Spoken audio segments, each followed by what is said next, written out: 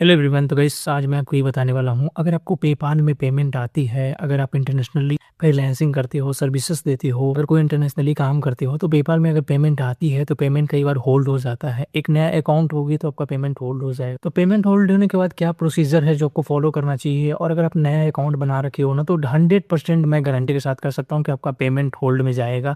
PayPal का एक rule है, इंटरनेशनली पेमेंट जब भी रिसीव होता है ना, अब आप ये बोलोगे कि मैंने तो केवाईसी कंप्लीट कर लिया था, जो भी उनके पास वीडियो केवाईसी का भी प्रोसेस होती है वो सभी चीज़ें मैंने कंप्लीट कर लिया था, फिर भी ये पेपाल में पेमेंट होल्ड क्यों होता है और कब रिलीज़ होगा, किस तरीके से आपको रिलीज़ करवानी होती है। क्योंकि मेरे साथ में ये एक्सपीरियंस हुई है, तो मैं सोचा कि आप लोगों के साथ शेयर कर दिया जाए। यूट्यूब पर इसके लिए वीडियोज़ देखोगे तो काफ़ी कम वीडियोज़ हैं जो एक्चुअल में बताया कि किस तरीके से होल्ड पेमेंट को रिलीज़ किया जाता है। तो चलो मैं दिखा देता हूँ कि आपको कैसे करना होता है। सबसे पहले क्या करो कि जो भी पेमेंट रिसीव्ड हुई है ना, होल्ड 2 कारण से होती है। सबसे पहले कि अगर आपका न्यू अकाउंट है, बिल्कुल फ्रेश अकाउंट है, तो 100% चांस है पे आपका पेमेंट होल्ड होगा।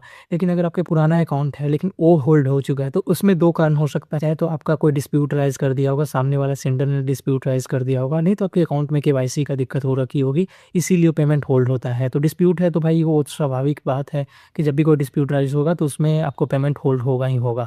लेकिन अगर डिस्प्यूट नहीं है फिर भी हो चुका है, तो देखो एक बार कस्टमर सपोर्ट टीम से बात करो। केवाईसी पे अगर पेंडिंग होगी तो केवाईसी जैसे कंप्लीट कर लोगे, पेमेंट आपका रिलीज़ हो जाएगा। लेकिन जो बिगिनर अकाउंट होता है, जो फ्रेश और न्यू अकाउंट होता है, होल्ड होने के बाद कैसे रिलीज़ कराना होता है मैं बताऊँगा। सबसे पहले अगर पेमेंट रिसीव्ड होती है ना, तो उसके बाद ना आपके पास 24 से 48 आवर्स वेट करना है। वेट करने के बाद आपको पेमेंट होल्ड ही दिखेगा।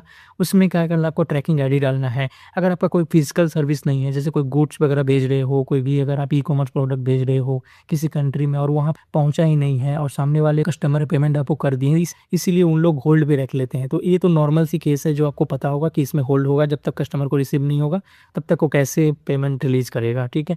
अगर दूसरी सर्विस ये है कि आपने सर्विसेज किया है, जैसे मैंने एक अपलेट के लिए मुझे पैसा आया था या फिर स्पॉन्सरशिप के लिए आया था, तो ये सर्विस में काउंट होता है, कोई गुड्स में काउंट नहीं होता है।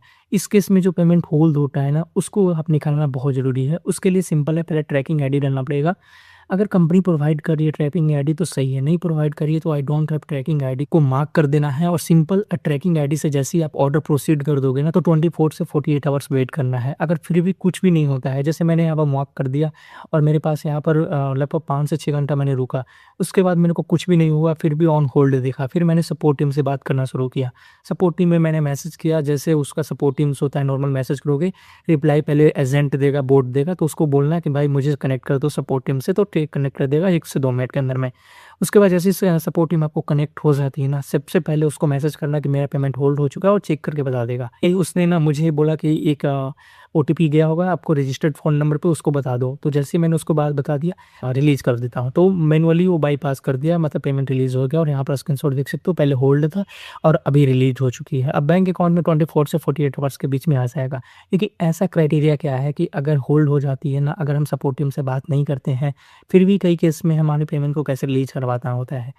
तो देखो नया अकाउंट का क्राइटेरिया ये है अभी के लिए कि भाई मिनिमम $200 का आपका ट्रांज़ैक्शन होना चाहिए या फिर 10 ट्रांज़ैक्शन होना चाहिए, दूसरा केस। तीसरा केस ये है कि आपको अगर ये सब नहीं कराना है तो 21 डेज़ तक वेट करना पड़ेगा, कोई इश्यू नहीं आएगी। 21 डेज़ वेट करो, जैसे वो टाइम कंप्लीट होगा ऑटोमैटिक आपको पेमेंट रिलीज़ कर देगा। तो ये 2-3 क्राइटेरिया अगर फुलफ़िल कर लेते हो तो ऐसे तरीके से भी आपका पेमेंट बाईपास हो जाता है। लेकिन मैंने चूज़ किया कि भाई ओटीपी बता दो, तुरंत उन्होंने वेरीफ़ाई किया और पेमेंट को रिलीज़ कर दिया, और थोड़ा-सा उन्होंने बताया कि फ्यूचर में आने वाले पेमेंट अगर $200 से कम होगा तो हम होल्ड कर लेंगे, उसके लिए भी आपको फुलफ़िल करना पड़ेगा। तो इसी तरीके से रिलीज़ करना होता है, सिंपल सी प्रोसेस।